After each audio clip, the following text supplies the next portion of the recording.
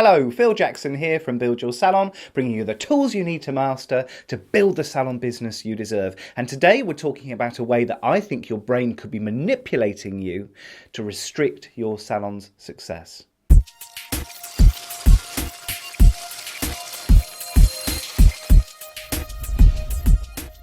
Hello and welcome, and today I want to talk to you about how your own brain might be restricting your success. And the bit of our brain that's to blame is very, very ancient, and its role in prehistoric times was to keep us safe. So it's the bit of the brain that fired off every time it heard a very loud bang that was unexplained, or every time it came across a saber-toothed tiger, or every time you looked in the back of your cave and realised that winter is coming and that you've only got 2 steaks left from that lovely pig that you found in the forest. So this bit of your brain was there to protect you, to keep you safe. The problem is, what's happened over time is that bit of our brain is still there, but it doesn't really relate to modern life anymore. There aren't many of us that are threatened with saber-toothed tigers on a regular basis, so this bit of the brain still has a use, but what it's done is latched on to the anxieties and the pressures and the worries of modern life. Now, that's fine, and it still keeps us safe in a lot of instances, but there aren't many of us that are that far from hunger. For most of us, 2 or 3 clicks on the internet and our hunger problems are taken care of. So this bit of our brain is firing off when it doesn't really need to. In a business sense, what it's doing is occasionally restricting your success by stopping you taking opportunities that are outside what we now refer to as our comfort zone. Let me tell you a little story about a customer of mine who was a coaching client for a little while, and we had a conversation online last week about recruitment, because I've just put the finishing touches to a recruitment product, and I'm sure I will sneak in a link to that somewhere in the description.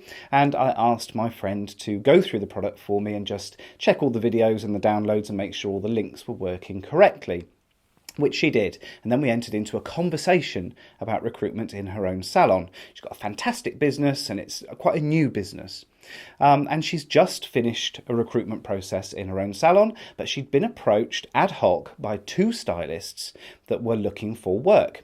And my friend was going to pass up this opportunity to take on 2 more staff. Now, I know from our coaching conversations previously that growth is very important to my friend. As part of her long-term and medium-term success, she's got a lot of growing to do, and she wants to get into multiple salons over a number of years.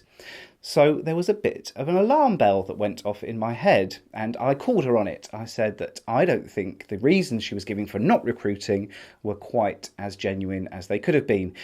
She was saying that she was worried that she couldn't get this new member of the team busy. So I said, well, I don't really think that's the case. Yours is quite a new salon and you've got lots of new clients coming in. She's very lucky in that way.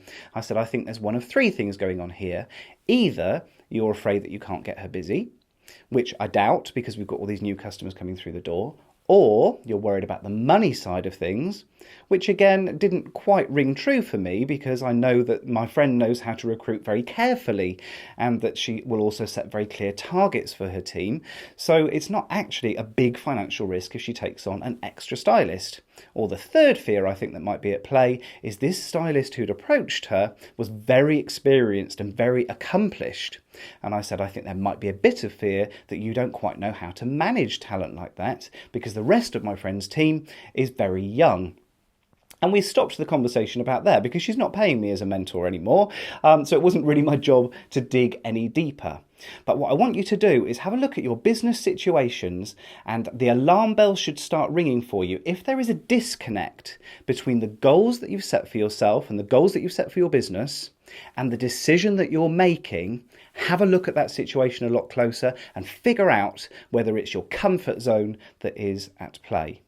Now, there is a very simple technique that I've learned to overcome problems with comfort zone. So what I want you to do is this, and actually it's a really worthwhile exercise, even if you don't feel like you've got a problem. So as soon as we finish this video, I want you to go away and do this quick exercise.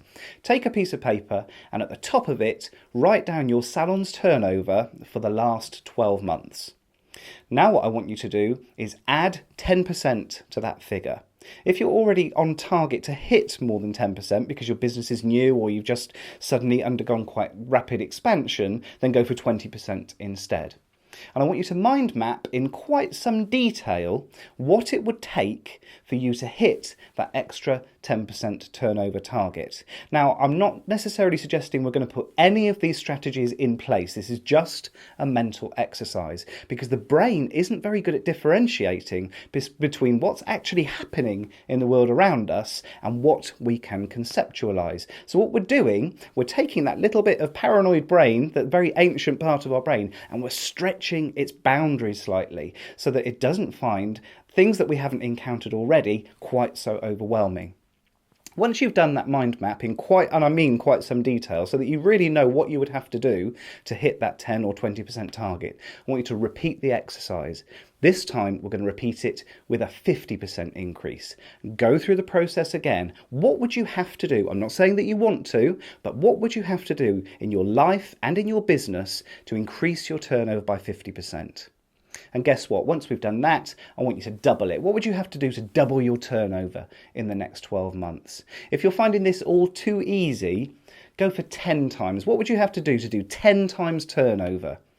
Now, at some stage, you will start to hit some resistance. You will start to go beyond the realms of your understanding and comprehension, and you will start to shrug and go, actually, I just don't know how we would get there.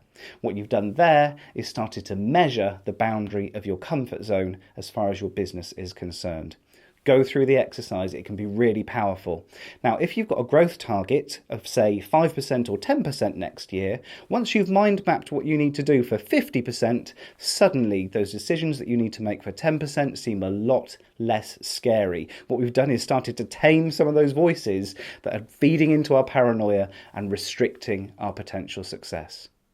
I hope that's been useful to you. If it has, please subscribe now. I put content like this out every single Monday, and I would hate you to miss out on the things that I'm sharing. In the meantime, please also keep in touch with me, phil@buildyoursalon.uk, or head over to the Build Your Salon Facebook page. Until next week, take care.